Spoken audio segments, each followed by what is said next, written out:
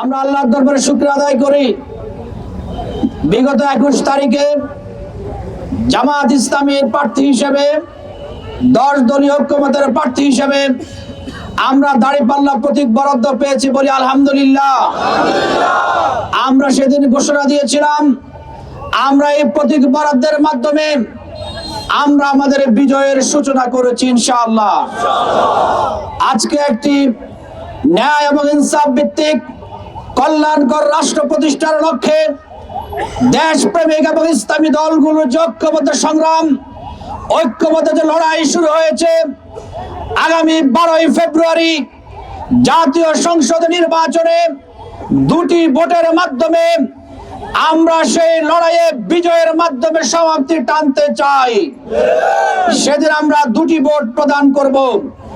একটি হচ্ছে আগামী বাংলাদেশ কোন পথে চলবে, এই রাষ্ট্র কোন পদ্ধতিতে পরিচালিত হবে তার পক্ষে একটি হ্যাঁ ভোট হবে।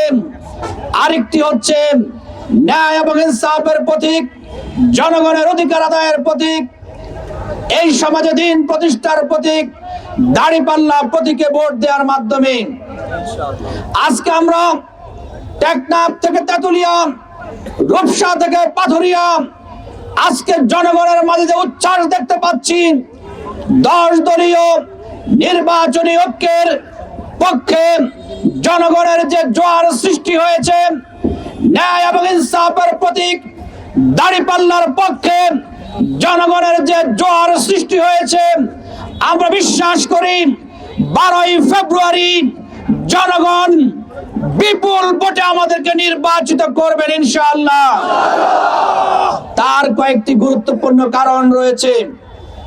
এর মধ্যে একটি কারণ হচ্ছে বিগত 16টি বছরে আমরা জুলুমের শিকার ছিলাম, নির্যাতন নিপীড়নের শিকার ছিলাম, তারপরেও এক আল্লাহর উপর ভরসা করে আমরা ধৈর্য ধারণ করেছিলাম।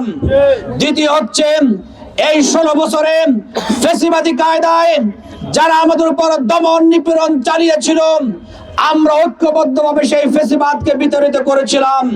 তৃতীয় হচ্ছে একটি সুযোগ আসার পরেও আমরা জনগণের উপরে কোনো প্রতিশোধ গ্রহণ করিনি, আমরা চাঁদাবাজিতে যুক্ত হইনি, সন্ত্রাস, দখলবাজি, টেন্ডারবাজি, ধর্ষণ, ইফটিজিং, কিশোর গ্যাং, খুনাখুনির রাজনীতিতে আমরা যুক্ত হইনি। এদেশের জনগণ আজকে আস্থায় নিয়েছে এই বাংলাদেশকে যদি নতুন ভাবে ঢেলে সাজাতে হয় তাহলে জামাত ইসলামী সহ 10 দলীয় ঐক্যমতের কোনো বিকল্প নাই, ঠিক কিনা?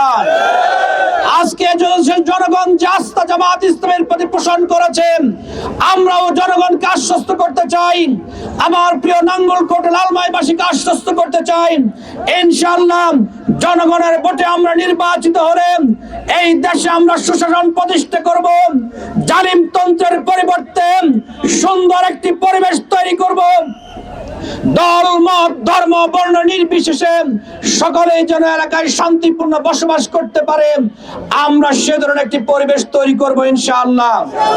আমরা নাঙ্গলকোট লালমাইবাসীকে আশ্বস্ত করতে চাই, দাঁড়িপাল্লা প্রতীকের প্রার্থী বিজয়ী হলে অন্য দলের লোকেরা নির্বিঘ্নে ঘরে ঘুমাতে পারবেন। আজকে আমরা যারা প্রতিপক্ষ তাদের ভয়ের কোনো কারণ নাই, দুশ্চিন্তার কোনো কারণ নাই। বিগত 54 বছরে এক দল বিজয়ী হলে আরেক দলকে পালিয়ে বেড়াতে হয়। আমরা কথা দিচ্ছি দাঁড়িপাল্লা প্রতীক বিজয়ী হলে আপনাদেরকে পালিয়ে বেড়াতে হবে না, ঠিক কিনা? আমরা একটি সুষ্ঠু এবং সুশৃঙ্খল সমাজ এই সমাজে প্রতিষ্ঠা করতে চাই।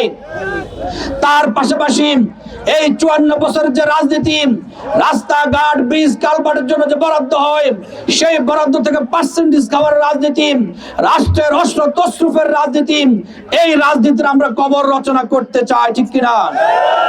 তার পাশাপাশি এদেশের শিক্ষা ব্যবস্থার উন্নতি, কৃষি প্রধান এলাকা হিসেবে কৃষকদের জন্য আধুনিক কৃষি ব্যবস্থা, স্বাস্থ্য খাত, লালমাই নাঙ্গলকোটে ফায়ার সার্ভিস নির্মাণ, এই লালমাই উপজেলায় একটি সরকারি হাসপাতাল প্রতিষ্ঠা থেকে শুরু করে নাগরিক সুযোগ সুবিধার সকল কিছু আমরা নিশ্চিত করার জন্য আপ্রাণ চেষ্টা চালাবো ইনশাআল্লাহ।